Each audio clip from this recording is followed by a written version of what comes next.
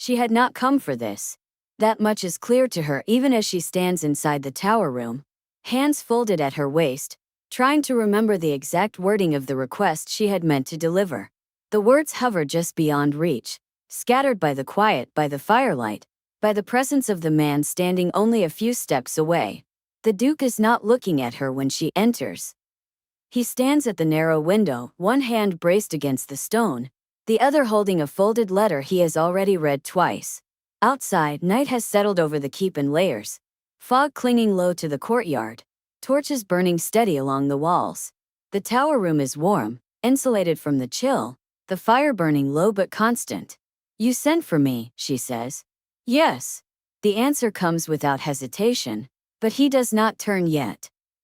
He finishes reading the last line of the letter, folds it carefully, and sets it aside on the table beside him. Only then does he face her. "You arrived sooner than I expected," he adds. "I was nearby," she replies. "You said it was urgent." "It was," he agrees. She waits for him to elaborate. He doesn't. The silence stretches, not awkward but weighted, as if the room itself is holding its breath. She becomes acutely aware of her posture, of the faint tightness at her shoulders from the long day, of the way the sleeves of her gown press close to her arms. "You asked for a report," she says finally, anchoring herself to purpose. "From the lower estates." "Yes. And I have it." She reaches for the satchel at her side, fingers brushing parchment. "Before that," he says quietly, lifting one hand. The gesture is small, controlled, but it stops her all the same. She stills. "Before." "Yes." He studies her more closely now, not her face alone, but the way she stands, the tension held in her shoulders, the way she has unconsciously shifted her weight to favor one side. "You've been writing," he observes. "Yes." "For how long?" "Most of the day." "And you didn't stop to change?" "No." "That was unwise." She lifts her chin slightly. "The message was marked immediate." "Yes," he agrees. "Which is why you're here." The words land with unexpected weight. She gestures faintly to her satchel. "Then perhaps we should." "You're tense," he says, interrupting her again. "I'm tired," she corrects. "Yes," he says. "And cold." She opens her mouth to deny it, then closes it again. The fire is warm, but the chill from outside still clings faintly to her bones. "You should sit," he says. "I'm fine standing." That wasn't a suggestion. The authority in his voice is not sharp, but it is unmistakable. She hesitates, then crosses to the chair near the fire, lowering herself into it with controlled movements. The warmth reaches her slowly, easing the ache in her legs. "You didn't come here to rest," she says. "No," he replies. "But you need it anyway." He moves then, crossing the room with unhurried steps. He stops in front of her. Not looming but close enough that she feels the shift in the air between them. "You're still wearing your writing layers," he says. "Yes. And your sleeves are laced too tightly for this heat." She glances down reflexively. The sleeves of her gown are fitted, laced neatly from wrist to elbow, the fabric snug but proper. "They're fine," she says. "They're not," he replies. She looks up at him again. "You didn't summon me to comment on my attire." "No," he agrees. "But I won't ignore what's obvious." "And what is that?" "That you haven't taken a full breath since you arrived." Her chest tightens, not with offense, but with the uncomfortable truth of it. She inhales then, deliberately, and feels the resistance immediately, the tightness of the lacing pressing against her arms and shoulders. "It's manageable," she says. "Yes," he replies. "But unnecessary." She studies his face, trying to read his intention. He is calm, focused, his expression devoid of anything that could be mistaken for indulgence. "You're overstepping," she says carefully. "No," he says. "I'm attending." "To what?" "To you," he answers simply. The word settles between them. "You forget yourself," she says. "No," he replies.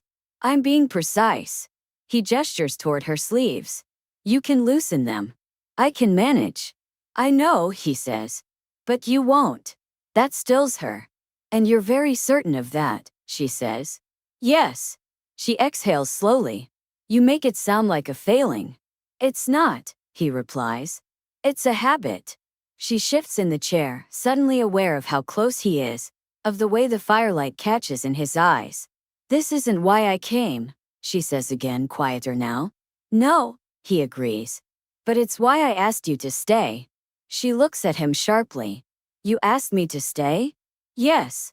And you didn't think to mention that. I assumed you would, he says. The confidence in the assumption unsettles her. You're taking liberties, she says. Yes. And you're not apologizing. No. The silence returns thicker now. She could stand. She could insist. She could pull the report from her satchel and force the conversation back to safer ground. Instead, she hears herself ask, "What do you intend to do?" He does not answer immediately.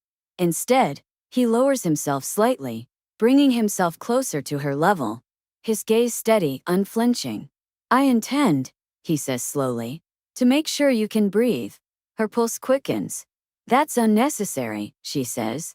No, he replies. It's considerate. He reaches out, not toward her skin but toward the lacing at her wrist. His fingers stop just short of touching her. You can stop me, he says. The offer is real. The pause deliberate. She does not move. You didn't ask, she says. No, he replies. I gave you the choice.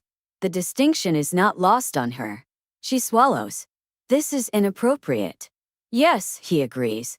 If you don't want it. And if I do? Then it's practical, he says. The words should not sound the way they do. He waits. The fire crackles softly behind her. The room feels smaller, more enclosed, as if the tower walls have drawn in. She looks down at her sleeve, then back up at him. Just the sleeve, she says. Yes. And nothing else. Yes. She lifts her arm slightly, offering her wrist. Not eagerly, not reluctantly. Allowing. His fingers close around the lacing with careful precision.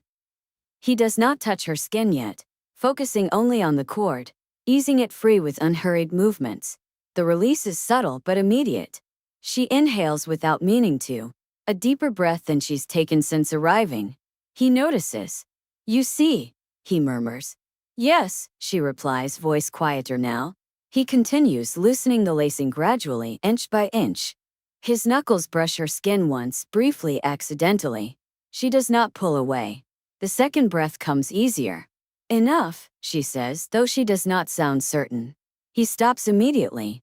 You didn't forget why you came, he says, watching her closely. No, she replies. But you're forgetting something else. What? She asks. That you're allowed to let someone help, he says. She looks at him, really looks at him, the weight of the moment settling. This changes things, she says. Yes, he agrees. And you're prepared for that. Yes. Her sleeve hangs looser now, the fabric relaxed, her arm freer. She lowers it slowly, the awareness of his closeness lingering. You haven't even heard the report, she says. No, he replies. But I will. And after that? That depends, he says. On what?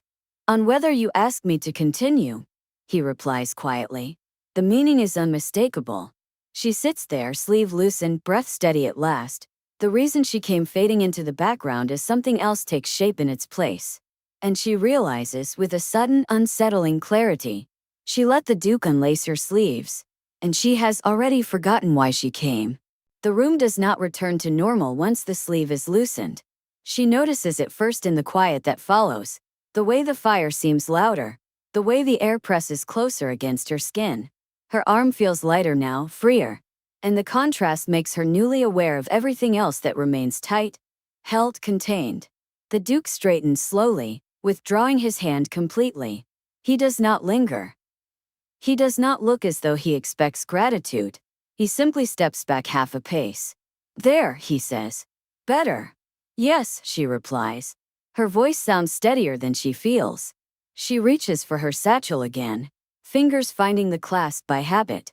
The report, she says, reminding herself and him why she is here. Yes, he agrees. Go on. She pulls the folded parchment free, smoothing it once against her knee before opening it. The familiar weight of responsibility settles back into place as she begins to speak. Details of harvest shortfalls, disputes between tenant families, a bridge in need of repair before winter sets in fully. He listens without interruption. That too is unsettling. He does not pace. He does not interject with questions meant to redirect her. He watches her instead, attention steady, absorbing not only the words but the cadence of her voice, the way she gestures faintly with her free hand as she speaks. When she finishes, the parchment rustling softly as she folds it again. The silence that follows is different than before. He considers. That aligns with what I've been hearing, he says finally. You did well to come yourself. She inclines her head slightly. It seemed necessary. Yes, he agrees. It was. She waits for dismissal. Does not come. Instead, he gestures toward the chair across from her. Stay a moment. Her first instinct is to refuse. The second is to ask why. Instead, she finds herself standing, crossing the room, and sitting where he indicated. The firelight reaches her differently from this angle, warming her legs, casting the room in deeper gold. You didn't need to do that, she says. No, he replies. But I wanted to. The honesty of it unsettles her more than command would have. You've been doing that a great deal tonight, she says. Wanting. Yes. And acting on it. Yes. She studies him carefully now, searching for recklessness. She finds none. This is becoming a pattern, she says. It's becoming clear, he replies. There is a difference. You're very confident, she says. I'm very deliberate, he corrects. The fire crackles softly. Outside, the tower bells toll the late hour, distant and slow. You'll be expected elsewhere, she says. Yes. And yet you're still here. Yes. He moves then, not toward her, but toward the table, pouring water into 2 cups from a pitcher left there earlier. He brings one to her, offering it without comment. She accepts it, fingers brushing his briefly in the exchange. The contact is accidental. Does not feel that way. You haven't loosened the other sleeve, he observes quietly.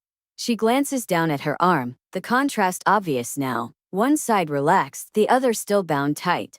I can manage, she says automatically. I know, he replies. But you don't have to. She lifts her gaze to his. You're persistent. Yes. And you don't hide it. No. She takes a sip of water, buying herself a moment. The coolness grounds her slightly, but the awareness remains. If I say no, she says, you'll stop. Yes. And if I say nothing? He meets her gaze steadily. Then I'll wait. The answer is careful. Measured. She considers the remaining sleeve, the tension she still feels there now that she knows what relief feels like. She considers the way he has not touched her again since stepping back, how every move since has been invitation rather than assumption. Just the sleeve, she says again. Yes. And then we're done. Yes. She lifts her arm this time without prompting, offering it more fully, elbow bent slightly, wrist relaxed. He steps closer, but not too close, positioning himself where he can reach the lacing without crowding her. His fingers work the cord with the same careful precision as before, easing the tension gradually, not rushing. She exhales without meaning to. He notices. You hold yourself very tightly, he says. It's expected, she replies. By whom? Everyone, she says. He pauses, looking at her then. Not at the sleeve, not at his hands. And what do you expect of yourself? He asks. The question catches her off guard. She considers it, the answer not as immediate as it should be. I expect to endure, she says finally. Yes, he replies. But not always. The lacing loosens further. The fabric relaxes. Her shoulders drop almost imperceptibly. There, he says again. He does not release her arm immediately. Not because he is holding it, but because his fingers rest lightly at her wrist, as if confirming that the tension is truly gone. She does not pull away. The awareness sharpens. This is no longer practical, she says quietly. No, he agrees. It's intentional. She swallows. You're changing the terms, she says. No, he replies. I'm acknowledging them. She looks at him fully now, the space between them charged but calm. You don't do things halfway, she says. No. And once you decide something matters, I see it through, he finishes. The implication settles between them. You're dangerous, she says softly. Yes. And you're doing this without force. Yes. The sleeve now hangs loose, matching the other.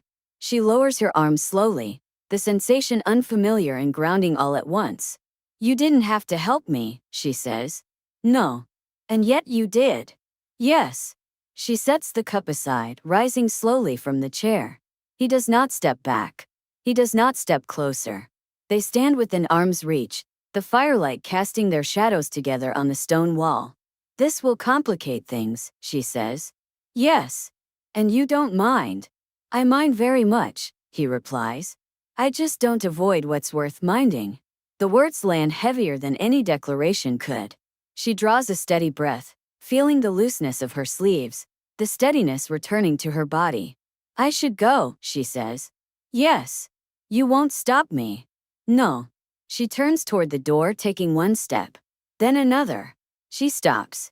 You didn't tell me why you sent for me, she says without turning. He answers without hesitation. Because I needed someone who would speak plainly. She turns back to face him.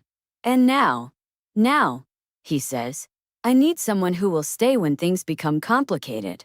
The meaning is unmistakable. She studies him for a long moment, the weight of the choice settling. You're asking more than you admit, she says. Yes. And you're prepared for refusal. Yes. She nods once. Not tonight, she says. The answer is not dismissal. It is boundary. He inclines his head slightly. Very well. She crosses the remaining distance to the door, her hand resting on the latch. She pauses there, feeling the warmth of the room at her back, the cool stone at her front. You won't forget this, she says. No, he replies. And you won't pretend it didn't matter. No. She opens the door, stepping out into the corridor where torchlight flickers low and voices echo faintly below. As the door closes behind her, the tower room returns to stillness. But the loosened sleeves remain. And as she walks away, her thoughts are no longer on reports or duties or roads to be traveled. They are on the man who unlaced her sleeves with care, and then let her leave, which, she realizes with unsettling clarity, may have been the most dangerous choice of all. She does not sleep that night.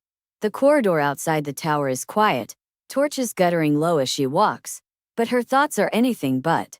Every step away from the room feels deliberate, weighted, as though distance itself has meaning now. The looseness of her sleeves remains a constant reminder, fabric brushing her wrists differently with each movement, no longer restrictive, no longer holding her in place. She reaches her chamber and closes the door behind her, leaning back against the wood for a brief moment before straightening. The fire there has burned low, embers glowing faintly. She crosses the room and sits at the edge of the bed, hands resting in her lap, posture composed by habit. Only habit. She lifts her arms, studying the loosened lacing in the low light. The change is small, almost unnoticeable to anyone else. To her, it feels monumental. He did not insist she stay. He did not follow her. He did not claim anything that was not offered. And yet, the absence of pressure weighs more heavily than any demand could have. By morning, the keep stirs early.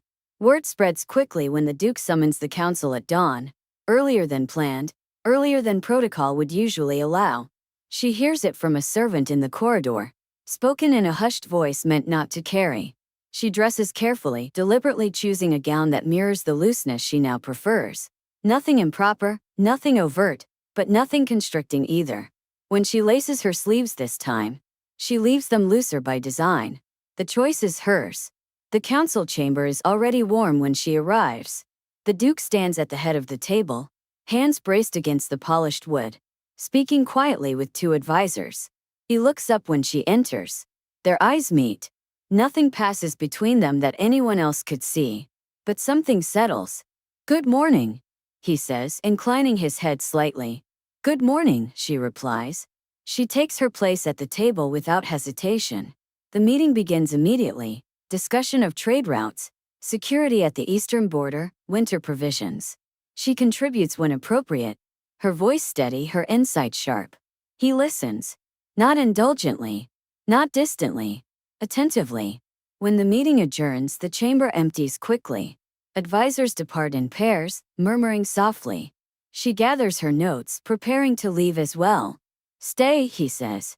The word is quiet, not a command. The others are already gone.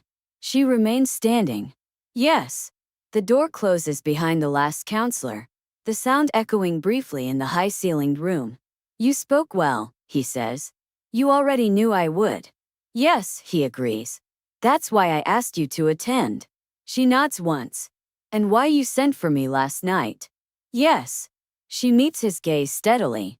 You didn't tell me everything. No. And you still haven't. No. He moves then, stepping around the table, stopping at a respectful distance. I needed to know, he says, whether you would leave when things became personal. And I did, she replies. Yes. And you noticed? Yes. She crosses her arms loosely, not defensively, but thoughtfully. You let me, she says. Yes. And you didn't try to stop me. No. That wasn't restraint, she says quietly. That was intention. Yes. The word lands without apology. You're asking me to choose, she says. I'm giving you the opportunity, he replies. There's a difference. She considers him for a long moment. Everyone here already assumes things, she says. About proximity. About influence. About what it means to be seen beside you. Yes, he replies. They always will. And if I remain, she asks, then they will assume more, he says evenly. And you're prepared to accept that? Yes. She tilts her head slightly, even if it complicates alliances. Yes. Even if it invites scrutiny. Yes. Even if it limits your options. He does not hesitate. Yes. The certainty is not reckless. It is measured. You don't make small decisions, she says. No. And once you choose, I don't retreat, he finishes. She exhales slowly. This will change the way I'm seen, she says. Yes. And the way I move through this place. Yes. And the way people speak to me. Yes. And you won't intervene. I will not diminish you, he replies. But I will not shield you from visibility either. She absorbs that. You're not offering protection, she says. You're offering partnership. Yes. The word shifts something fundamental in the room. You're very dangerous, she says again, though this time there is something like respect in it. Yes. And you're doing this without coercion. Yes. She steps closer then, not abruptly, not hesitantly, closing the space between them by choice. He does not move. When you unlaced my sleeves, she says softly, you didn't claim anything. No. You didn't ask for anything in return. No. And yet, she continues, you knew it wouldn't end there. Yes. She looks up at him, the firelight from the chamber's hearth catching in his eyes. You planned for the long consequence, she says. Yes. And you waited. Yes. The quiet stretches between them, not uncomfortable, not uncertain. I didn't forget why I came, she says. No, he agrees. But it wasn't the reason I stayed. No. She takes another step closer, now within reach though neither touches. If I choose this, she says, it won't be hidden. No. And it won't be half-measured. No. And you won't step away when it becomes inconvenient. No. She nods once. Then neither will I, she says. The words settle between them, deliberate and final. He does not smile. He does not reach for her. Instead, he inclines his head. A gesture of acknowledgement, not possession. Then stay, he says. Not now. Not here. Stay. She does. From that day forward, the change is subtle but unmistakable. She is seen more often at his side. Not always, not ostentatiously, but consistently. In councils. In walks through the courtyard. In moments where decisions are weighed and made. No announcement is given. None is needed. Whispers follow as expected. So do looks. But no one questions her place because he never does. When she speaks, he listens. When he decides, she understands why. They do not rush. They do not perform. And when one evening weeks later, she finds herself again in the tower room, fire burning low, sleeves already loose by her own design. He does not reach for the lacing. You don't need my help anymore, he observes. No, she agrees. But you let me once. Yes. And you haven't forgotten. No. She steps closer, close enough that the warmth between them is unmistakable. This was never about the sleeves, she says. No, he agrees. It was about choice. Yes. And you waited until I made mine. Yes. She lifts her hand then, resting it lightly against his chest, deliberate, unhurried. I'm here, she says. He covers her hand with his own, steady and warm. I know, he replies. And this time, neither of them pretends it began anywhere else, or that it could have ended differently.